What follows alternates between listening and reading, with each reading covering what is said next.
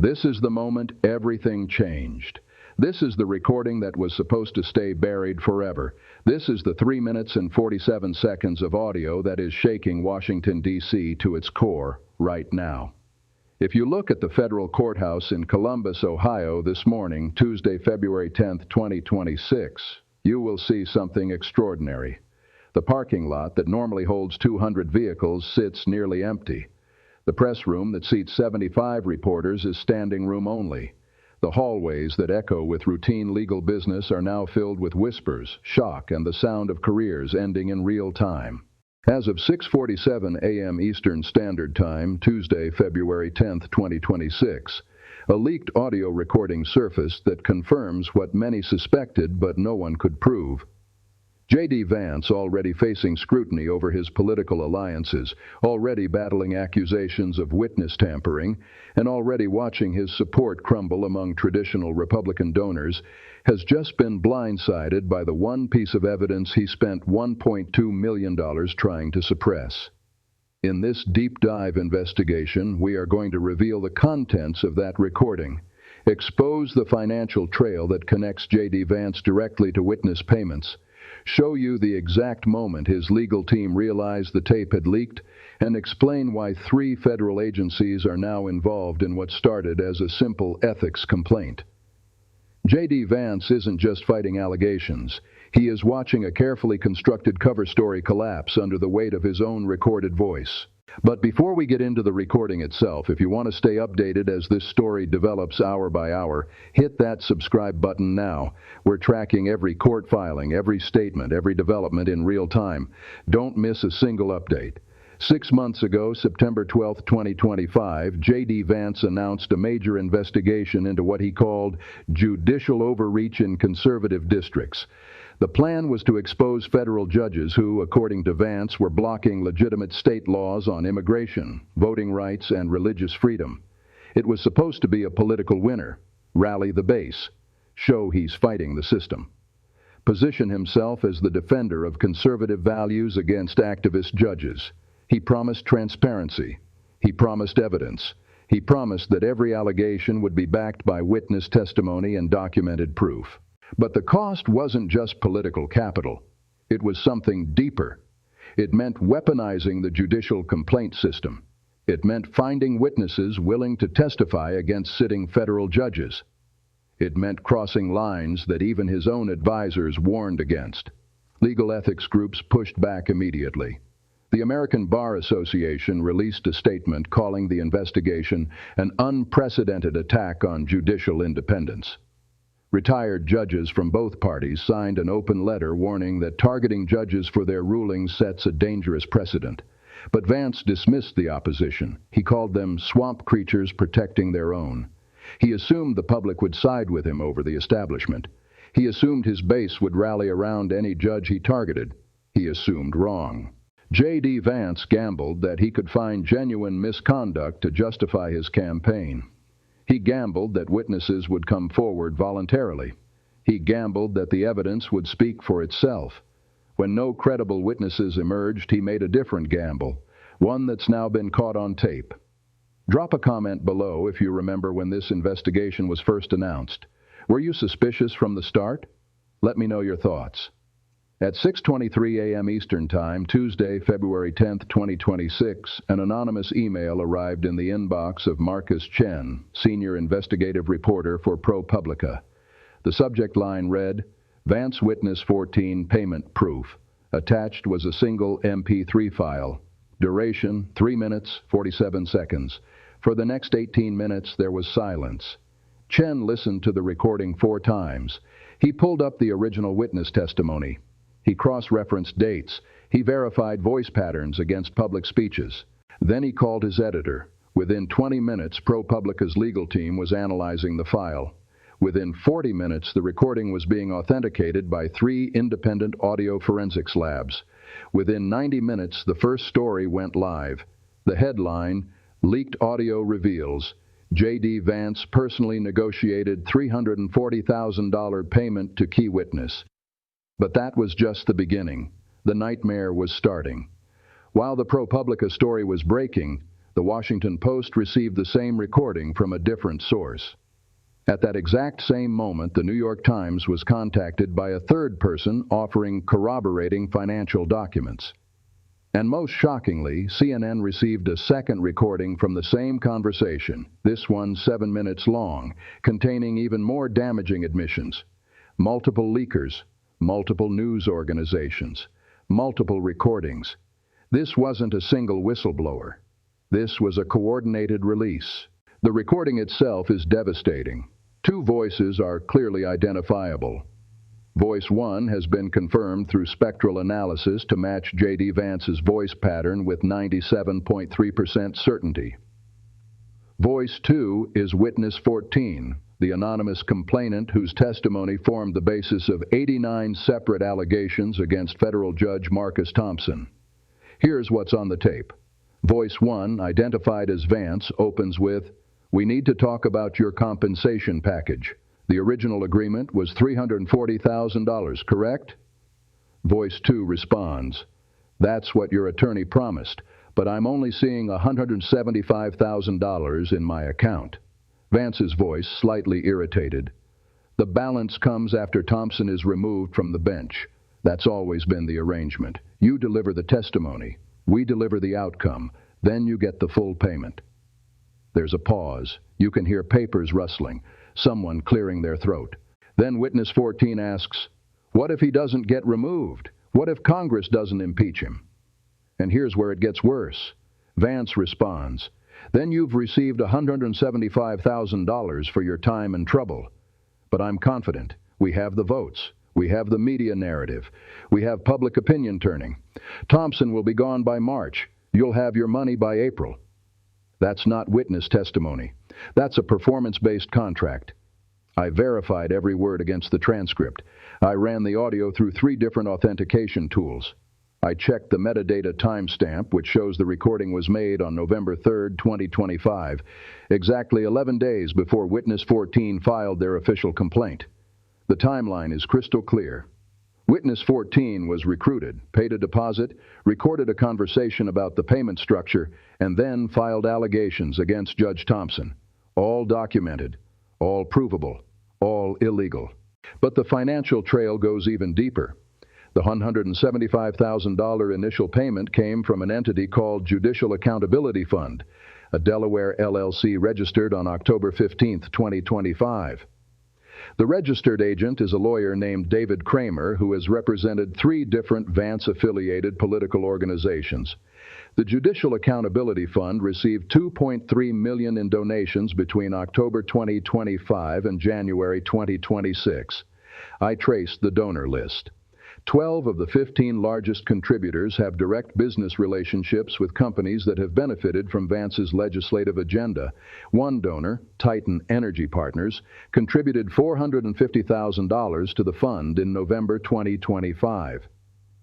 3 weeks later, Judge Thompson ruled against Titan Energy in an environmental compliance case. 4 weeks after that, Witness 14 filed their complaint, and suddenly Judge Thompson was under investigation. The money doesn't just connect to Witness 14, it connects to the outcome Vance needed.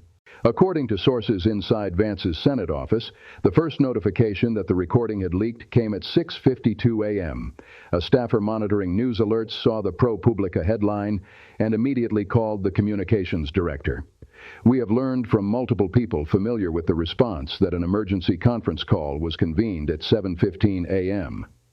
The participants, JD Vance, his chief of staff Rachel Morrison, his lead attorney on the judicial investigation Mark Feldman, and David Kramer, the registered agent for the Judicial Accountability Fund. The topic, according to leaked notes from the call, damage control and legal exposure.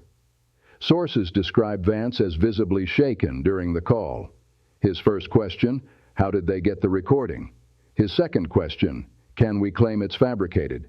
His third question, what's our maximum legal exposure? Mark Feldman, the attorney, delivered the devastating answer.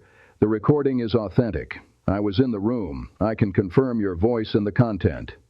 If this is verified by independent forensics, we're looking at potential federal charges for witness tampering, obstruction of justice, and conspiracy. There was silence on the call. Then Rachel Morrison, the chief of staff, asked, "What about witness 14? Can they claim the payment was for something else? Consulting fees? Research assistance?"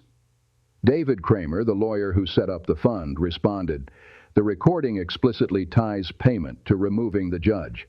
There's no alternative explanation that holds up. The contingent payment structure proves intent." According to the leaked notes, Vance then asked, "Who else knows about this payment arrangement?" Feldman's answer, "Everyone on this call, plus the 4 donors who were briefed on the investigation strategy in December, plus whoever leaked this recording." That's when the calculation became clear. This wasn't just about one recording. This was about a coordinated operation that multiple people knew about, contributed to, and could now testify against. It was a cold, calculated business decision that had just become a criminal conspiracy. They looked at their political objectives, which required removing Judge Thompson. They looked at their legal strategy, which required credible witness testimony. They realized the only way to get both was to pay for it. The decision was made: create a fund, recruit a witness, pay in installments, make the final payment contingent on the desired outcome. What they didn't account for was someone recording the conversation. What they didn't plan for was that recording surviving for 3 months. What they definitely didn't expect was multiple copies being leaked to multiple news organizations simultaneously. As the conference call was ending, something else happened. According to sources, Vance's phone buzzed with a text message. It was from one of his major donors, a CEO who had contributed $200,000 to the Judicial Accountability Fund. The message read, "Need to talk immediately. My lawyers are advising me to cooperate with any investigation. I have records of our conversations about the judge. Call me." The call ended without Vance responding to the text. But everyone on that conference call understood what was happening. The donors were preparing to protect themselves. The lawyers were calculating their own exposure. The whole operation was falling apart. Why did JD Vance do this? Follow the political incentives? Vance is a creation of the conservative legal movement. He built his political brand on fighting judicial activism. But those same donors and organizations wanted results, not just rhetoric. They wanted judges removed. They wanted rulings overturned. They wanted the federal bench reshaped. But they wanted it done legally. They wanted credible complaints. They wanted legitimate grounds for impeachment. When Vance couldn't find genuine misconduct by Judge Thompson, he faced a choice: admit the investigation found nothing and lose credibility with his base, or manufacture evidence and deliver the outcome his donors expected. Sources say Vance and his legal team had a crucial meeting in October 2025. The message from his major donors was clear: "We need Thompson removed. We don't care how you do it. We just need results." This shifts power from elected officials to wealthy donors. Vance can no longer claim he's fighting for conservative principles. He can no longer argue he's defending the Constitution. He can no longer position himself as an independent voice. He is just a politician who bought false testimony to achieve a political goal. That's not leadership. That's corruption. By weaponizing the judicial complaint system, he is destroying the very institutions he claims to protect. When you pay witnesses to file complaints, you undermine every legitimate ethics investigation. When you tie payments to outcomes, you create a market for false testimony.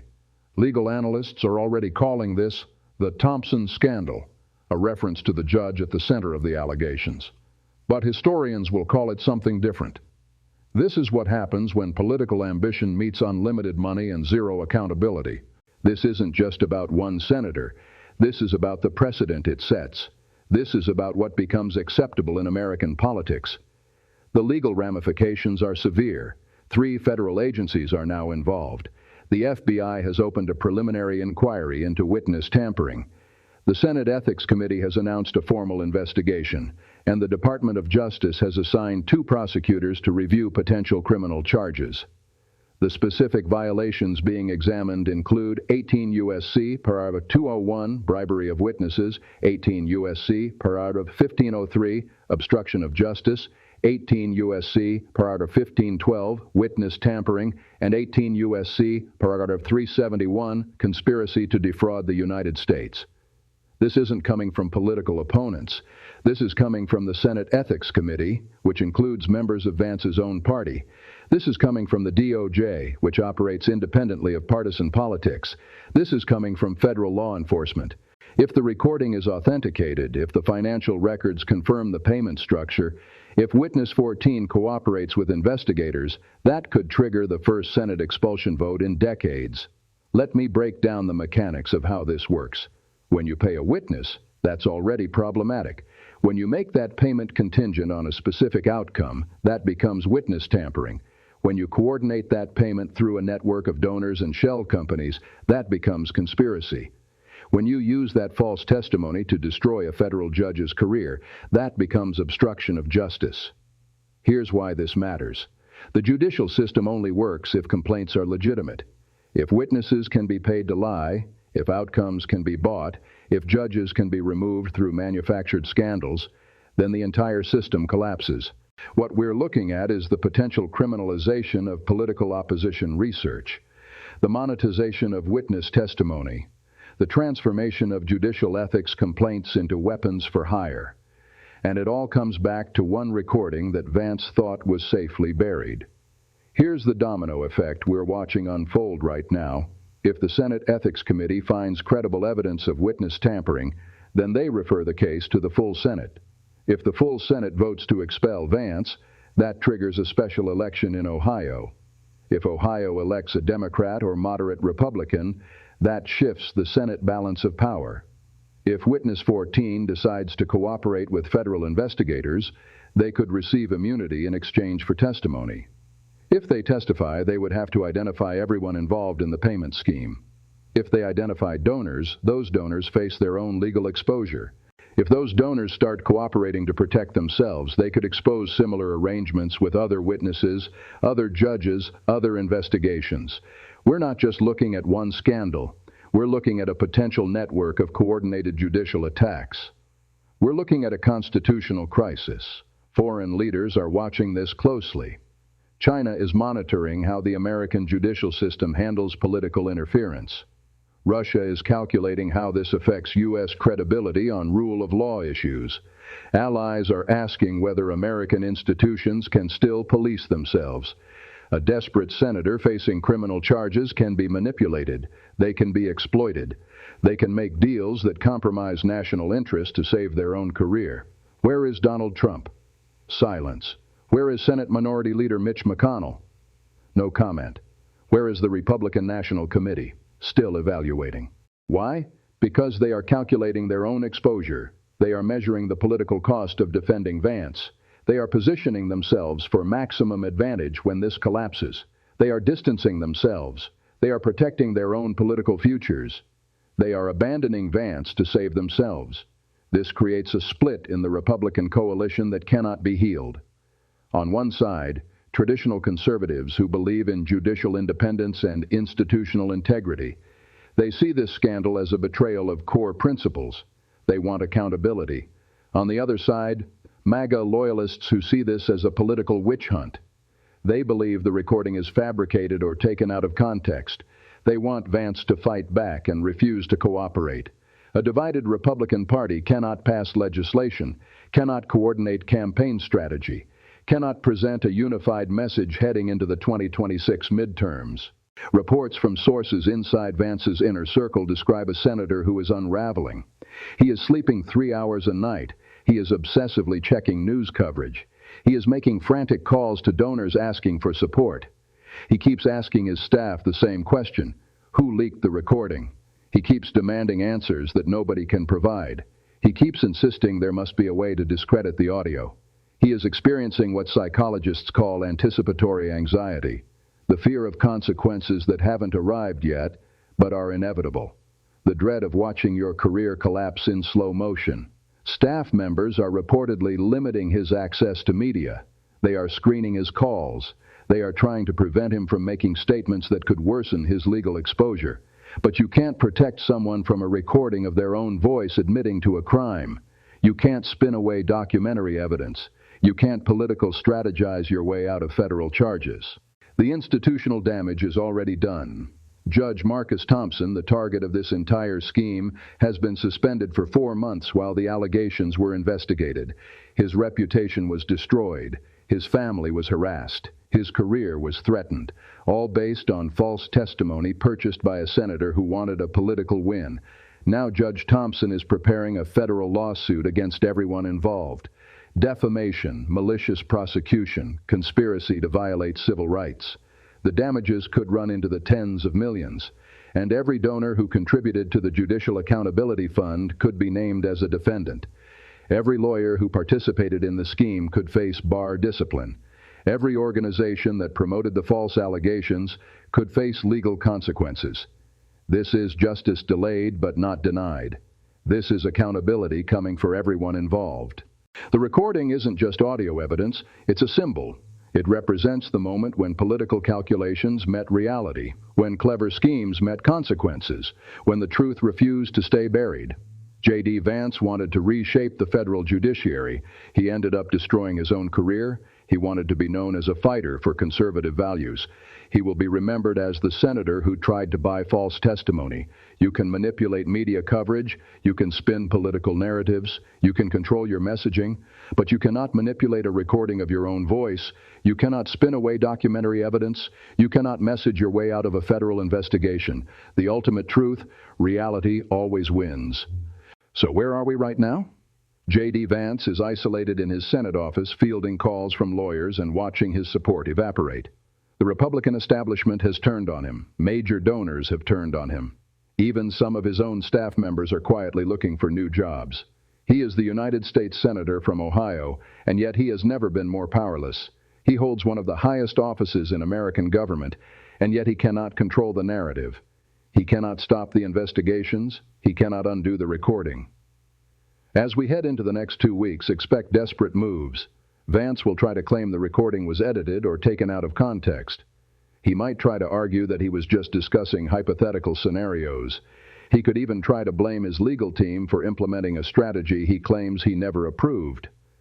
But none of that will work. The recording is too clear. The payment is too well documented. The timeline is too damning.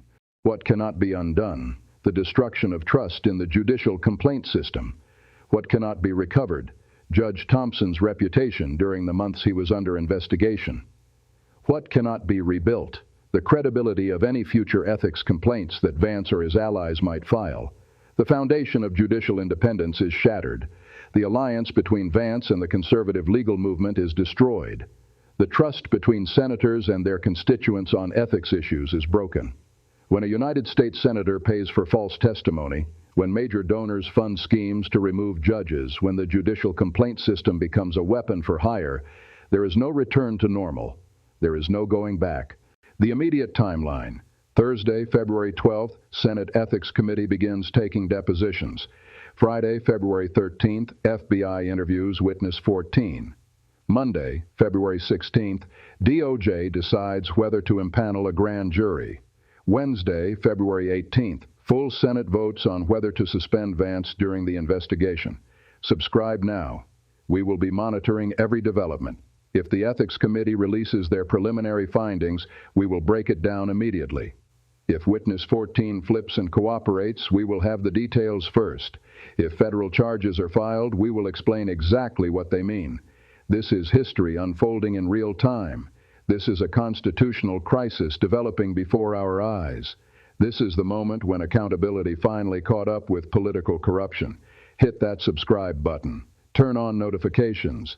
Share this with everyone who needs to understand what's really happening in Washington. Stay informed, stay vigilant, and remember, the truth always has a timestamp.